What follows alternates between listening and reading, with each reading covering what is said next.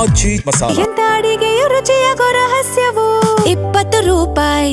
ರಾಜ್ಯದಲ್ಲಿ ಮತ್ತೊಮ್ಮೆ ಸರ್ಕಾರ ವರ್ಸಸ್ ಆರ್ಎಸ್ಎಸ್ ಅನ್ನುವಂತಹ ಪರಿಸ್ಥಿತಿ ಇದೆ.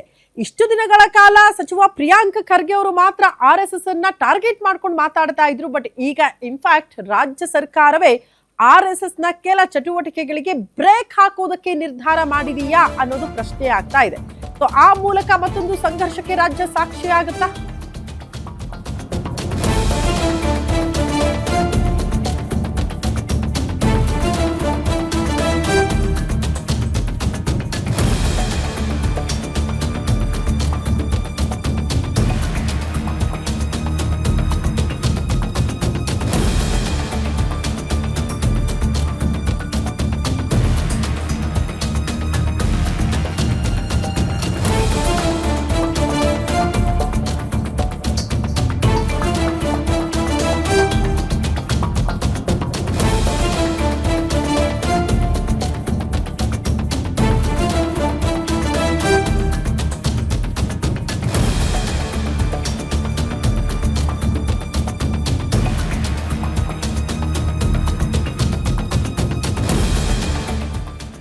ರಾಜ್ಯದಲ್ಲಿ ಈಗ ಆರ್ಎಸ್ಎಸ್ ವರ್ಸಸ್ ಕಾಂಗ್ರೆಸ್ ಸರ್ಕಾರ ಅನ್ನುವಂತಹ ಪರಿಸ್ಥಿತಿ ಕಾರಣ ರಾಜ್ಯದಲ್ಲಿ ಆರ್ಎಸ್ಎಸ್ಗೆ ಮೂಗುದಾರ ಹಾಕೋದಕ್ಕೆ ರಾಜ್ಯ ಸರ್ಕಾರ ಸಿದ್ಧತೆ ಮಾಡ್ಕೊಳ್ತಾ ಇದೆಯಾ?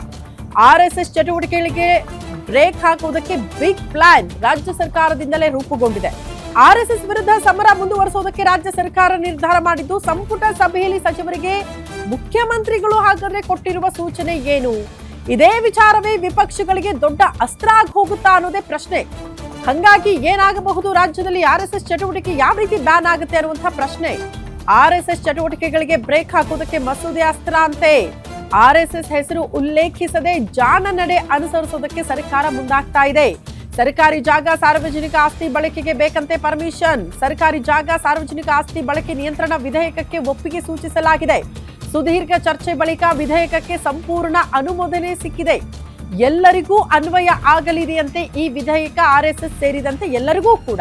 ಈ ಬಗ್ಗೆ ಮಾತನಾಡುವಾಗ ಎಲ್ಲೂ ಕೂಡ ಆರ್ಎಸ್ಎಸ್ ಹೆಸರನ್ನ ಉಲ್ಲೇಖ ಮಾಡೋದು ಬೇಡ, ಟಾರ್ಗೆಟ್ ಮಾಡಿದ್ದೀವಿ ಅಂತ ತೋರಿಸೋದು ಬೇಡ ಅಂತ. ಆರ್ಎಸ್ಎಸ್ ಅಂತ ಉಲ್ಲೇಖಿಸಿ ಪ್ರತಿಪಕ್ಷಗಳಿಗೆ ಆಹಾರ ಆಗೋದು ಬೇಡ. ಎಲ್ಲರಿಗೂ ಅನ್ವಯ ಆಗುವ ವಿಧೇಯಕ ಎಂಬುದು ಸ್ಪಷ್ಟವಾದ ಸಂದೇಶ ರವಾನೆ ಆಗಬೇಕು. ಸಚಿವ ಸಂಪುಟ ಸಭೆಯಲ್ಲಿ ಮುಖ್ಯಮಂತ್ರಿ ಡಿಕೆ ಶಿವಕುಮಾರ್ ಅವರು ತಮ್ಮ ಸಚಿವರುಗಳಿಗೆ ಈ ರೀತಿ ಸೂಚನೆ ಕೊಟ್ಟಿದ್ದಾರೆ ಅನ್ನೋದ್ರ ಬಗ್ಗೆ ಡೀಟೇಲ್ ಸಿಗ್ತಾ ಇದೆ. ಅಲ್ಲಿಗೆ ಹೆಸರು ಹೇಳದೆ ಆರ್ಎಸ್ಎಸ್ ಅನ್ನ ಕಟ್ಟಿ ಹಾಕುವುದಕ್ಕೆ ರಾಜ್ಯ ಸರ್ಕಾರ ಮುಂದಾಗ್ತಾ ಇದೆಯಾ ಅನ್ನೋದು ಪ್ರಶ್ನೆ. ಇನ್ಫ್ಯಾಕ್ಟ್ ನಿಮ್ಗೆ ಆರ್ಎಸ್ಎಸ್ ಬ್ಯಾನ್ ಮಾಡಬೇಕು, ಆರ್ಎಸ್ಎಸ್ ನ ಒಂದಷ್ಟು ಚಟುವಟಿಕೆಗಳು ಬ್ಯಾನ್ ಆಗಬೇಕು ಅಂತ ಅಂದ್ರೆ ಅಗೇನ್ ಕೇಂದ್ರನೇ ಅದನ್ನ ಮಾಡಬೇಕು. ರಾಜ್ಯ ಸರ್ಕಾರಕ್ಕೆ ಆ ಅವಕಾಶ ಇಲ್ಲ. ಆದರೆ ಏನ್ ಮಾಡಬಹುದು? ರಾಜ್ಯದಲ್ಲಿ ಸರ್ಕಾರಿ ಜಾಗದಲ್ಲಿ ಈ ರೀತಿ ಆರ್ಎಸ್ಎಸ್ ನ ಚಟುವಟಿಕೆಗಳು ಆಗ್ತಾ ಇರತ್ತಲ್ಲ, ಅದನ್ನ ನಿಯಂತ್ರಣದಲ್ಲಿ ಇಡೋದಕ್ಕೆ ಒಂದಷ್ಟು ಅವಕಾಶಗಳಿದೆ. ಅದು ಮಸೂದೆಯ ಮೂಲಕ ಮಾಡಬಹುದು ಅನ್ನೋದನ್ನ ಅರ್ಥ ಮಾಡ್ಕೊಂಡಿರುವಂತಹ ಮುಖ್ಯಮಂತ್ರಿ ಡಿಕೆ ಶಿವಕುಮಾರ್ ಅವರು ಸಂಪುಟ ಸಭೆಯಲ್ಲೇ ಈ ವಿಚಾರವನ್ನ ಪ್ರಸ್ತಾಪ ಮಾಡಿದ್ದಾರೆ. ಸಚಿವರುಗಳಿಗೂ ಕೂಡ ಸೂಚನೆ ಕೊಟ್ಟಿದ್ದಾರಂತೆ. ಎಲ್ಲೂ ಕೂಡ ಆರ್ಎಸ್ಎಸ್ ಅಂತ ಹೇಳೋದು ಬೇಡ, ಅದರ ಜೊತೆಗೆ ಒಂದಷ್ಟು ಸಂಘ ಪರಿವಾರದ ಜೊತೆಗೆ ಬೇರೆ ಬೇರೆ ಸಂಘಟನೆಗಳು ಕೂಡ ಸೇರಿದಂತೆ ಇದನ್ನ ನಾವು ಪ್ರಸ್ತಾಪ ಮಾಡಬೇಕು, ಇದನ್ನ ಜನರಿಗೆ ಮನವರಿಕೆ ಮಾಡಬೇಕು. ಬರೀ ಆರ್ಎಸ್ಎಸ್ ನ ಟಾರ್ಗೆಟ್ ಮಾಡಿಕೊಂಡು ಈ ಕೆಲಸ ಮಾಡ್ತಾ ಇದ್ದೀವಿ ಅನ್ನೋ ರೀತಿಯಲ್ಲಿ ತಪ್ಪು ಸಂದೇಶ ರವಾನೆ ಆಗಬಾರದು, ಅದು ವಿಪಕ್ಷಗಳಿಗೆ ಅತಿ ದೊಡ್ಡ ಅಸ್ತ್ರ ಆಗಬಾರದು. ಆ ರೀತಿ ನೀವು ಅದನ್ನ ಮನವರಿಕೆ ಮಾಡಬೇಕು ಅಂತ ಸಚಿವರುಗಳಿಗೆ ಸೂಚನೆ ಕೊಟ್ಟಿದ್ದಾರೆ ಮುಖ್ಯಮಂತ್ರಿಗಳು ಅನ್ನೋದ್ರ ಬಗ್ಗೆ ಡೀಟೇಲ್ ಸಿಗ್ತಾ ಇದೆ. ಅಲ್ಲಿಗೆ ನೀವು ಇನ್ನು ಮೇಲೆ ಆರ್ಎಸ್ಎಸ್ ನ ಪಥಸಂಚಲನ ಮಾಡ್ತೀರಿ, ಜಾಥಾ ಮಾಡ್ತೀರಿ, ಏನಾದ್ರೂ ಕೆಲಸಗಳನ್ನ ಮಾಡ್ತೀರಿ, ಒಗ್ಗಟ್ಟು ಸೇರಿಸ್ತೀರಿ ಜನರನ್ನ ಅಂತ ಅಂದ್ರೆ ಪರ್ಮಿಷನ್ ಪಡೆದುಕೊಳ್ಳೋದು ಕೂಡ ಕಡ್ಡಾಯ. ಪರ್ಮಿಷನ್ ಪಡೆದುಕೊಳ್ಬೇಕು ಅಂದ್ರೆ ಏನ್ ಬೇಕು ಹೇಳಿ? ಹಾಗೆ ನೀವು ನೋಂದಣಿ ಮಾಡಿರುವಂತಹ ಪತ್ರವನ್ನ ತೋರಿಸ್ಬೇಕು. ಯಾವ ಉದ್ದೇಶಕ್ಕೆ ಜನರನ್ನ ಸೇರಿಸ್ತೀರಿ ಗುಂಪಾಗಿ ಅನ್ನೋದನ್ನ ತೋರಿಸ್ಬೇಕಾಗತ್ತೆ. ಅದ್ಯಾವುದಕ್ಕೂ ಕೂಡ ಕ್ಲಾರಿಟಿ ಆರ್ಎಸ್ಎಸ್ ಬಳಿ ಇಲ್ಲ. ಅಲ್ಲಿಗೆ ಅನುಮತಿ ಸಿಗೋದು ಕೂಡ ಡೌಟ್ ಆಗುತ್ತೆ. ಇಂಥ ಚಟುವಟಿಕೆಗಳನ್ನ ಆ ಮೂಲಕ ಬ್ಯಾನ್ ಮಾಡಬಹುದು ಅನ್ನೋದು ರಾಜ್ಯ ಸರ್ಕಾರದ ನಿಲುವು. ಹಂಗಾಗಿ ಕಾದ್ ನೋಡ್ಬೇಕು ಏನಾಗುತ್ತೆ ರಾಜ್ಯದಲ್ಲಿ ಅಂತ. ಈ ಬಗ್ಗೆ ಮತ್ತಷ್ಟು ಡೀಟೇಲ್ಸ್ ಅನ್ನ ಕೊಡ್ತಾ ಹೋಗ್ತಾರೆ ಸ್ಪೆಷಲ್ ಕರೆಸ್ಪಾಂಡೆಂಟ್ ವೀರೇಶ್ ತಾನಿ ನೇರ ಸಂಪರ್ಕದಲ್ಲಿ ಜಾಯಿನ್ ಆಗ್ತಿದ್ದಾರೆ. ವೀರೇಶ್, ಹೆಸರು ಹೇಳದೆ ಸಂಘ ಪರಿವಾರವನ್ನ ಕಟ್ಟಿ ಹಾಕೋ ಪ್ರಯತ್ನ ಅಂತ ಸದ್ಯಕ್ಕೆ ಅನ್ಸುತ್ತೆ. ಯಾಕಂದ್ರೆ ಯಾವುದೇ ಬೇರೆ ಸಂಘಟನೆಯವರು ನಿಮಗೆ ಇನ್ಫ್ಯಾಕ್ಟ್ ಎಬಿವಿಪಿ ಇರಬಹುದು, ಬೇರೆ ಬೇರೆ ಸಂಘಟನೆಗಳು ಬಂದು ನೀವು ಜಾಥಾ ಮಾಡ್ತೀರಿ, ರ್ಯಾಲಿ ಮಾಡ್ತೀರಿ, ಈ ರೀತಿ ಚಟುವಟಿಕೆಗಳನ್ನ ಮಾಡ್ತೀರಿ ಅಂದ್ರೆ ನೋಂದಣಿ ಪತ್ರ ತೋರಿಸ್ತಾರೆ, ಪರ್ಮಿಷನ್ ಪಡೆದುಕೊಳ್ತಾರೆ, ಕೆಲಸಗಳು ಆಗಿ ಹೋಗುತ್ತೆ. ಆದ್ರೆ ಪರ್ಮಿಷನ್ ಕಡ್ಡಾಯ ಅನ್ನೋದು ಮೋಸ್ಟ್ಲಿ ಆರ್ಎಸ್ಎಸ್ಗೆ ಮುಳುವಾಗಬಹುದು ಅಂತ, ನೇರವಾಗಿ ಇಂಪ್ಯಾಕ್ಟ್ ಆಗೋದು ಆರ್ಎಸ್ಎಸ್ಗೆ. ಹೆಸರು ಹೇಳದೆ ಆರ್ಎಸ್ಎಸ್ ನ ಚಟುವಟಿಕೆಗಳನ್ನ ಕಟ್ಟಿ ಹಾಕೋ ಪ್ರಯತ್ನಗಳು ರಾಜ್ಯ ಸರ್ಕಾರದಿಂದ ಆಗ್ತಾ ಇದೆಯಾ ಅನ್ನೋದು ಪ್ರಶ್ನೆ. ಖಂಡಿತವಾಗಿಯೂ ಶ್ರುತಿ, ಕಳೆದ 2 ವರ್ಷಗಳಿಂದನೂ ಸಹ ರಾಜ್ಯ ಕಾಂಗ್ರೆಸ್ ಸರ್ಕಾರ ಮತ್ತು ವರ್ಸಸ್ RSS ಅನ್ನೋ ನಿಟ್ಟಿನಲ್ಲೇ ರಾಜಕೀಯ ವಾತಾವರಣ ನಡೀತಾ ಇರುವಂಥದ್ದು.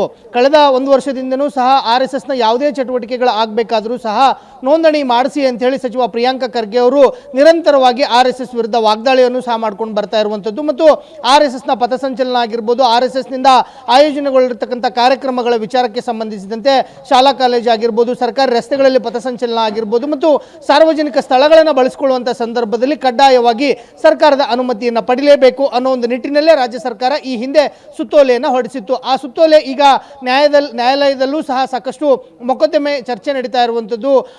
ಆದರೆ ಈಗ ರಾಜ್ಯ ಸರ್ಕಾರ ಮತ್ತೊಮ್ಮೆ RSSನ ಕಟ್ಟಿ ಹಾಕಲಿಕ್ಕೆ, RSSನ ಚಟುವಟಿಕೆಗಳನ್ನು ಸಂಪೂರ್ಣವಾಗಿ ನಿಯಂತ್ರಣ ಮಾಡಲಿಕ್ಕೋಸ್ಕರ ವಿಧೇಯಕವನ್ನು ತರ್ತಾ ಇರುವಂಥದ್ದು. ಇದೇ ಅಧಿವೇಶನದಲ್ಲಿ ಬಹುತೇಕವಾಗಿ RSSನ ವಿರುದ್ಧವಾಗಿ, ಅಂದರೆ ಸಂಘ ಸಂಸ್ಥೆಗಳಾಗಿರ್ಬೋದು, ಯಾವುದೇ ಸಂಘಟನೆಗಳಾಗಿರ್ಬೋದು, ಸರ್ಕಾರಿ ಜಾಗ ಆಗಿರ್ಬೋದು, ಸಾರ್ವಜನಿಕ ಸ್ಥಳಗಳಲ್ಲಾಗಿರ್ಬೋದು, ರಸ್ತೆ ಆಗಿರ್ಬೋದು, ಶಾಲಾ ಕಾಲೇಜು ಮೈದಾನಗಳಲ್ಲಿ ಕಾರ್ಯಕ್ರಮವನ್ನು ಮಾಡಬೇಕಾದ್ರೆ ಅನುಮತಿಯನ್ನು ಕಡ್ಡಾಯವಾಗಿ ಪಡೆದುಕೊಳ್ಬೇಕು ಅನ್ನೋ ಒಂದು ನಿಟ್ಟಿನಲ್ಲಿ ರಾಜ್ಯ ಸರ್ಕಾರ ಇದೀಗ ಮಸೂದೆಯನ್ನು ತರಲಿಕ್ಕೆ ಹೊರಟಿರುವಂಥದ್ದು. ಆ ಮಸೂದೆಯ ವಿಚಾರಕ್ಕೆ ಸಂಬಂಧಿಸಿದಂತೆ ನಿನ್ನೆನೂ ನಡೆದಂಥ ಸಚಿವ ಸಂಪುಟ ಸಭೆಯಲ್ಲೂ ಸಹ ಸುದೀರ್ಘವಾದಂಥ ಚರ್ಚೆ ಆಗಿರುವಂಥದ್ದು. ಆ ಸಂದರ್ಭದಲ್ಲಿ CM DK ಶಿವಕುಮಾರ್ ಅವರು ಸಂಪುಟದ ಸಹೋದ್ಯೋಗಿಗಳಿಗೆ ಸ್ಪಷ್ಟವಾಗಿ ಹೇಳಿರುವಂಥದ್ದು, ಎಲ್ಲೂ ಸಹ RSSನ ಹೆಸರನ್ನು ಉಲ್ಲೇಖ ಮಾಡಬೇಡಿ, ಸಂಘಟನೆಗಳು ಅಂತ ಹೇಳಿ. ಈ ಹಿನ್ನೆಲೆಯಲ್ಲಿ ನೀವು RSSನ ಕಟ್ಟಿ ಹಾಕಲಿಕ್ಕೆ ಮುಂದಾಗಬೇಕು ಅನ್ನೋ ಒಂದು ನಿಟ್ಟಿನಲ್ಲೂ ಸಹ ಈಗಾಗಲೇ CM ಸೂಚನೆಯನ್ನು ಕೊಟ್ಟಿರುವಂಥದ್ದು. ಆ ಹಿನ್ನೆಲೆಯಲ್ಲೇ ಕಳೆದ 2 ವರ್ಷಗಳಿಂದಲೂ ಸಹ ರಾಜ್ಯ ಸರ್ಕಾರ ವರ್ಸಸ್ RSS ಅನ್ನೋ ನಿಟ್ಟಿನಲ್ಲೇ ರಾಜಕೀಯ ಚಟುವಟಿಕೆಗಳು ನಡೀತಾ ಇರುವಂಥದ್ದು. ಶ್ರುತಿ. ಓಕೆ ವೀರೇಶ್, ಧನ್ಯವಾದಗಳು ತಮ್ಮೆಲ್ಲ ಮಾಹಿತಿಗೆ.